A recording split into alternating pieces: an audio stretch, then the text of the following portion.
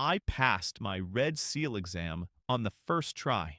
No rewrites, no failures, just one attempt, and I'm grateful for that. But here's the part nobody sees.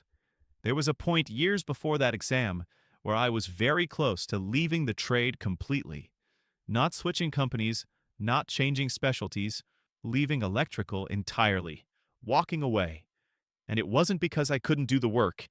It was because of what the work was doing to me. When you first enter the trade, you carry this energy. You feel lucky to be there. You're curious. You want to learn everything. Even sweeping floors feels meaningful because you know it's part of something bigger. You believe that if you keep showing up, keep listening, keep improving, eventually you'll become one of the real electricians. The guys who understand everything. The guys who move with confidence. The guys nobody questions. But somewhere along the way, for a lot of us, that feeling starts to fade. Not all at once. Slowly, quietly. You start noticing things. You notice nobody is really teaching you. You notice some people don't care if you grow. You notice you're expected to figure things out alone. You start getting used for labor instead of developed for skill, and you don't complain because you think this is just how it works. You tell yourself, just keep going. It'll get better. But inside, something starts to disconnect. I remember waking up some mornings and feeling this weight in my chest, not from the physical work, from the idea of doing it again. Another long day, another job site, another environment where I felt invisible. And that's a strange kind of pain. Because from the outside, everything looks fine. You have a job. You're progressing. You're on track. But internally, you're drifting. You start questioning things you never questioned before. You start wondering, did I choose the wrong path? Is this really my future? Do I want to feel like this for the next 30 years? And those thoughts are dangerous because they don't just challenge your job, they challenge your identity.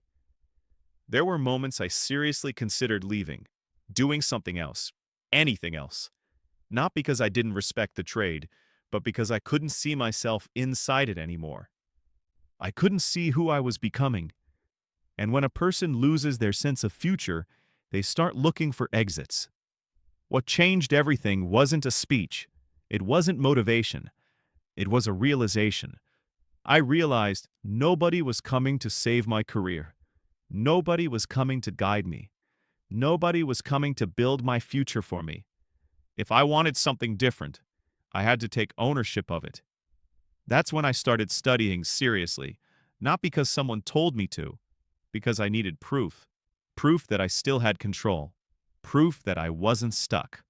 Proof that I could build leverage inside the trade instead of being crushed by it. Studying became something deeper than passing an exam. It became a way of reclaiming direction. When the day of the Red Seal exam finally came, I was nervous. Anyone who tells you they weren't nervous is lying. But underneath the nerves, there was something else. Certainty. Not certainty that I'd pass. Certainty that I had done everything I could. That's all you can ever control.